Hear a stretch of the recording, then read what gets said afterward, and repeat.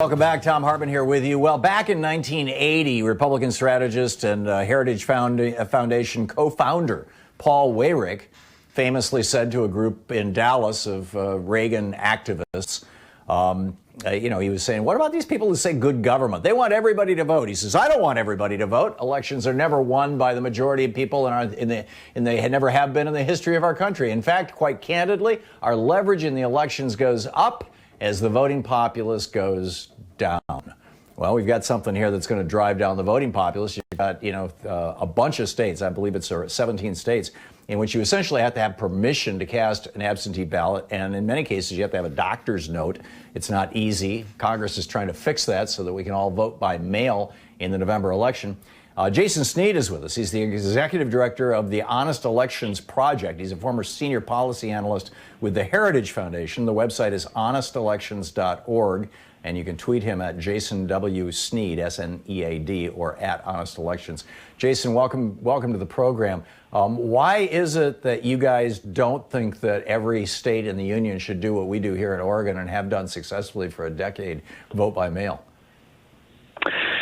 Well, first of all, thank you for having me on the program. And to answer your question, I think that there's a little bit of nuance here. So I do not think that all mail voting is the best way to go, certainly not as a national mandate placed upon the states by Congress, and certainly not promulgated under the guise of it being necessary to fight the coronavirus pandemic. As to the merits of mail-in balloting, so why? I think that there's... Why do you say that we shouldn't be voting by mail? I mean, it's working really well here in Oregon. It's working really well in Seattle. There are 6 states now where it's basically massively widespread or the only way to vote. And it works out just fine.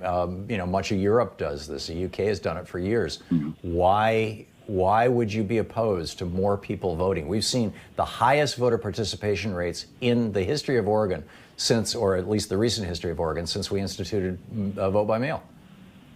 I want to be clear here. I want to be clear here that I am not opposed to more people voting. I am in favor, however, of systems that provide the greatest level of security and integrity to the voting process. And vote by mail Vote by mail is one of the least secure ways to cast a ballot. It's certainly far less. Oh, come on, Jason, that's nonsense. At an in-person. I beg your pardon. What is insecure about my state knowing who I am and where I live and that I'm properly registered to vote, mailing me a ballot, I mail it back in, it gets counted? What is insecure about that? It seems like what would be far more insecure would be in Georgia, where you vote on a touchscreen machine that you could probably get a virus from, and there's no paper trail, none whatsoever. It's unauditable. It's gone into a black box. I mean, that's what you're advocating? Absolutely not, and I would appreciate it if you wouldn't put words like that in my mouth. What I'm advocating for are secure forms of voting, and I think that there is absolutely no doubt that voting in a way which is auditable in a polling place is the most secure way to cast a ballot. If you don't believe me that there is such a thing as absentee ballot fraud, then go look at the 2018 North Carolina 9th Congressional District race, where hundreds of ballots were tampered with and destroyed. And those were ballots that were the exact form of balloting that you are calling totally secure. Those ballots were taken out of voters' hands. That's a great example, Jason. This was a Republican candidate. A Republican candidate in North Carolina hired a local Republican guy who had apparently done this in previous elections. And the guy went around to basically poor people in the community and said, I'll give you $5 each for your ballots that aren't filled out. And people sold their ballots to him. He marked them all for the Republicans. He got arrested. He's in jail. There was a similar case three or 4 years ago in the UK. The guy went to jail. I mean, are you saying that because people can commit a crime, and we haven't seen anybody get arrested because of, like in Georgia back in the 2002 election or 2004 election, excuse me, misplacing hundreds of thousands of votes that literally were never found because they were on these, memory cards that seemed to vanish, mostly out of the city of Atlanta.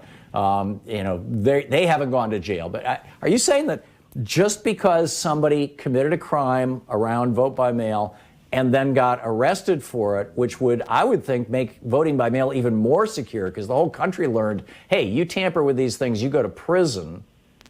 How does that possibly make it less secure? It seems to me like that proves it's secure. That's like every time a bank robber gets arrested, we all sit around and go, oh, I guess it's safe to keep my money in my bank. I take your point, but I simply disagree with it. I mean, the bottom line is that we got lucky in this one instance that this person was actually caught, that there were investigations. And I would point out that right now there's an effort afoot to pass legislation or to force it in the court to do away with the exact same ballot harvesting bans, which at least allowed an investigation in the North Carolina case. So the absentee voting is anything that was but fraud. Election fraud is illegal. You can't. That's legalize correct. that. There are multiple. What you're talking about are the efforts by some Democrats in some states to make it possible for people who are either homeless or people who are disabled to have a volunteer come pick up their ballots. So it's a completely different thing. No, what I'm talking about, I am talking about vote harvesting, but I'm talking about quite reasonable bans and limitations that are put in place on creating organizations that just go door to door and collect ballots from individuals. I have no problem with someone who needs assistance receiving it, but that should be from someone who they trust, someone who is a caregiver or a family member or a close friend. It's entirely reasonable, given the sort of fraud that we see, for states to have. So, Jason, you're saying that let me get this straight. What it sounds to me like you're saying is we've got an election coming up. We're told not to go out in public, not to open doors with your bare hands, not to get near people, not to touch surfaces that have been touched by other people. But you want the people in the majority of the states in the United States, nonetheless, to be forced into these public places if they want to participate in our democracy. Is that what am I understanding you correctly? No, you're not. What I am in favor of is I have seen the last couple of weeks, a number of states have taken steps to postpone their primaries so that they can hopefully hold them after the next. So we just shouldn't have an election in November? No, and if you'd let me finish the question, then I could explain my entire point here. I think that it's I've got about a minute and a half before we hit a hard break. Fair enough. Look, I think that postponing right now is a good idea. I think looking at using mail-in voting for primaries, if you're going to push ahead and do them in the next month or two while we're in the midst of this pandemic, is an idea that should be explored. But I don't think that we're anywhere close to being able to make a judgment call as sweeping as basically changing the way that our democracy functions nationwide in November. Giving the states $500 million, which is what Ron Wyden has proposed, to be able to afford to run the printing presses, to be able to mail an absentee ballot to anybody who wants to choose to mail it in, as opposed to simply coming into their polling place.